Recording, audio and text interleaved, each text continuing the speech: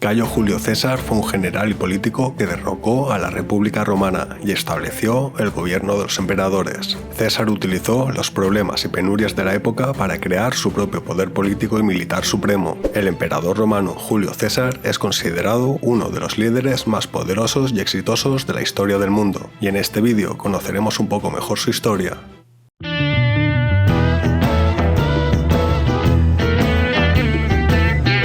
Cayo Julio César nació el 12 de julio del año 100 a.C., hijo de Aurelia y de Cayo César. Su padre había obtenido un éxito político moderado y la familia reivindicaba una larga y noble historia, que por lo tanto daba derecho a la familia de César a ciertos privilegios y cargos tradicionales romanos. César recibió la educación clásica de un joven romano en la ciudad de Rodas y en la propia Roma. Cicerón, un estadista y filósofo romano, consideraba a César uno de los romanos más cultos y letrados.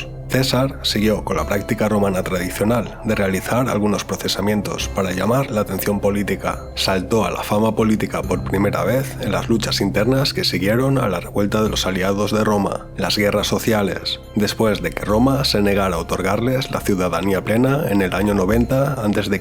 La familia de César estaba emparentada con el líder de la revuelta, Cayo Mario. César se casó con Cornelia, la hija de Cina, una de las principales marianas. Sin embargo, Mario murió y sus seguidores fueron derrotados por el general romano Sila. César se salvó de las proscripciones que siguieron a la victoria de Sila, aunque se negó a divorciarse de Cornelia, con quien permaneció casado hasta su muerte en el año 69 a.C. En los años siguientes, César emergió como una de las principales personalidades políticas y sociales de Roma. Culto, encantador y apuesto, vanidoso por su apariencia, hizo de sus aventuras amorosas la comidilla de la sociedad romana. Reconoció al proletariado urbano como una de las principales fuentes de poder político y cultivó asiduamente a este grupo. Cuando recibió el cargo de edil, restauró los monumentos triunfales de Mario, que habían sido destruidos bajo el mando de Sila. César era famoso por su hospitalidad y a menudo estaba endeudado. Su mandato como edil se destacó especialmente por sus lujosas exhibiciones y sus juegos. El primer éxito electoral realmente importante de César fue su elección como pontífice máximo en el 63 a.C. Este fue considerado como el principal cargo religioso en Roma y tenía importantes posibilidades políticas.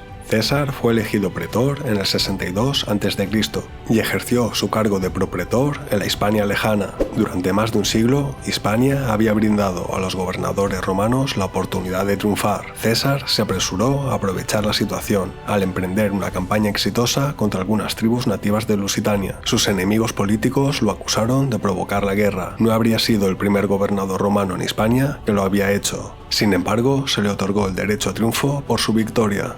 Mientras tanto, una crisis política se estaba desarrollando en Roma. Pompeyo había regresado de Oriente después de haber eliminado a Mitrídates y haber realizado importantes acuerdos políticos. Estaba teniendo dificultades para persuadir al Senado de que ratificara estos acuerdos y proporcionara una compensación para sus veteranos. César al mismo tiempo ponía la mirada en el consulado, así que regresó de Hispania y renunció a su derecho a triunfo para hacer campaña electoral. César ganó junto con un representante de la oligarquía senatorial, Bíbulo. El Senado se movió inmediatamente para bloquear sus esperanzas de poder político futuro, votando como su área de responsabilidad proconsular el cuidado de los bosques del Estado romano. Un mando sin posibilidades de gloria militar. César, que deseaba oportunidades políticas y militares más glamurosas, vio que necesitaba aliados para vencer a sus oponentes en el Senado. Pronto encontró la alianza que se conocería como el primer triunvirato. Pompeyo aportó riqueza y poder militar, Craso, riquezas e importantes conexiones políticas. César, el cargo clave de cónsul, junto con el cerebro y la habilidad de un maestro de la lucha política. César debía obtener los asentamientos necesarios para Pompeyo y a su vez recibiría una provincia elegida. Esta alianza se consolidó aún más en el 58 a.C. con el matrimonio de la única hija de César, Julia, con su amigo Pompeyo. César mostró poco después de su elección que tenía la intención de ignorar a Bíbulo, su débil colega consular, utilizando la maquinaria política y religiosa para hacer avanzar las solicitudes de Pompeyo. Los veteranos de Pompeyo se establecieron en sus propias parcelas de tierra y César recibió como recompensa la gobernación de las provincias de la Galia Cisalpina, Ilírica y la Galia Transalpina. por un periodo de 5 años después de su consulado. Cuando César asumió el mando, el control romano en la Galia se limitaba a la costa sur, la zona conocida como Gallia Narbonensis. Sin embargo, Roma tenía relaciones políticas con tribus más allá de la frontera real de la provincia. César aprovechó rápidamente estas conexiones y la posición de poder cambiante en la Galia para extender la esfera del control romano. A petición de los Eduos, una tribu amiga de Roma, César impidió que los helvecios emigraran a través de la Galia. Después derrotó a Ariovistus, un jefe germano que estaba construyendo su propio poder político entre los Sequani, una tribu rival de los Eduos. Desde allí, César extendió las armas romanas hacia el norte, con victorias militares sobre los belgas y las tribus benéticas en la costa norte de la Galia. Mientras tanto, habían aparecido tensiones políticas dentro de la alianza de César, Pompeyo y Craso. El mando de 5 años de César estaba llegando a su fin y los enemigos políticos exigían su destitución para que explicara sus acciones a menudo arbitrarias en la Galia, al provocar la guerra con las tribus nativas.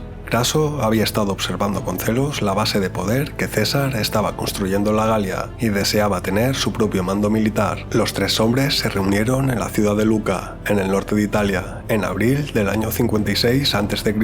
y reafirmaron sus lazos políticos. César recibió una extensión de 5 años de su mando. Pompeyo y Craso tendrían otro consulado, después del cual Craso asumiría el importante cargo de gobernador de Siria y Pompeyo recibiría la gobernación de Hispania. César volvió a dirigir sus energías a la Galia. Decidió emprender una expedición contra Britania, cuyas tribus mantenían estrechos contactos con la Galia. Estas expediciones probablemente no fueron un éxito completo para César, pero despertaron un gran entusiasmo en Roma. Por primera vez, las armas romanas habían avanzado sobre el mar para conquistar pueblos nuevos y extraños. César probablemente pensó que su principal tarea de conquista estaba completada. Sin embargo, en el 52 a.C., la Galia se rebeló contra César, bajo el mando de Vercingetorix, un noble de la tribu de los ávaros. La base de poder de César estaba amenazada. Al mismo tiempo, la situación política en Roma era igualmente caótica. El tribuno Clodio había sido asesinado y su muerte fue seguida por un gran desorden cívico. Pompeyo fue llamado a asumir el cargo único de cónsul para el año 52 a.C.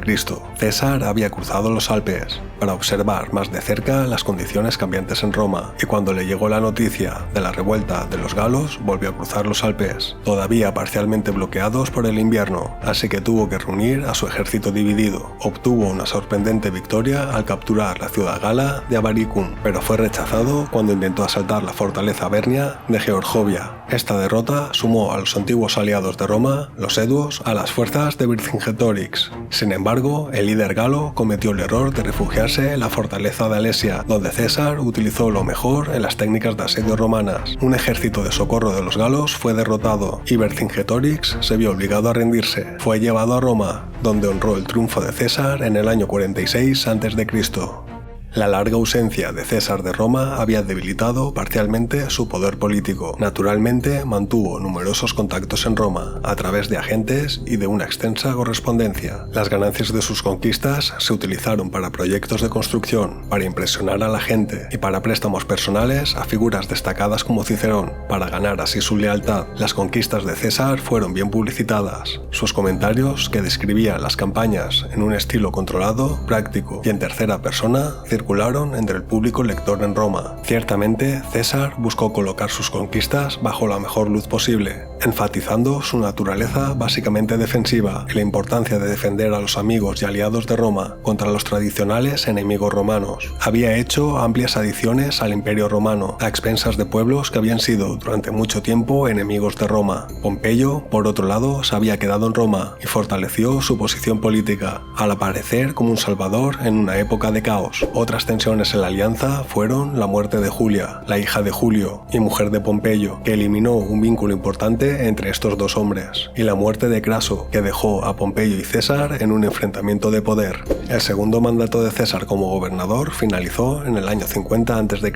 Sus enemigos esperaban el día en el que perdiera la inmunidad de un cargo oficial y pudiera ser procesado por diversas acciones durante el consulado y proconsulado. Este era el método republicano tradicional de doblegar a un oponente político, asegurando una condena y el exilio. César respondió a esto solicitando presentarse al consulado para el año siguiente, pasando así directamente de proconsulado a consulado, sin exponerse a la vulnerabilidad de ser un ciudadano más.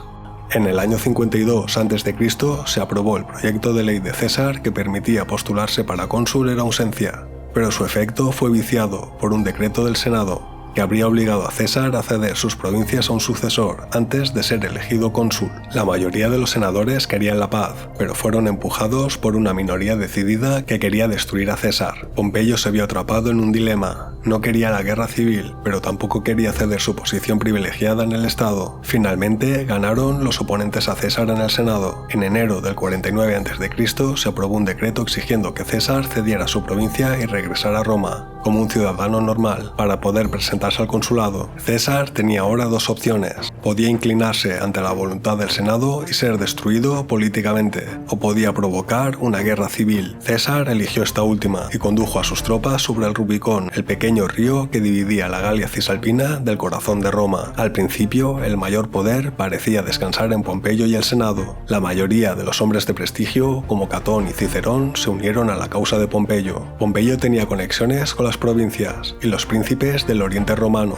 donde podía obtener enormes recursos. Además, defendía la causa del Senado y el orden establecido en Roma. Sin embargo, César tenía a su mando un ejército duro y experimentado, así como una gran cantidad de seguidores en Italia. Sobre todo, estaba luchando por sus propios intereses y no tenía que enfrentarse a las divisiones, opiniones y de liderazgo que plagaban a Pompeyo. Pompeyo rápidamente decidió abandonar Italia y retrocedió al este. César así aseguró su posición en Italia y la Galia, y luego derrotó a Pompeyo en Farsalia el 9 de agosto del 48 a.C.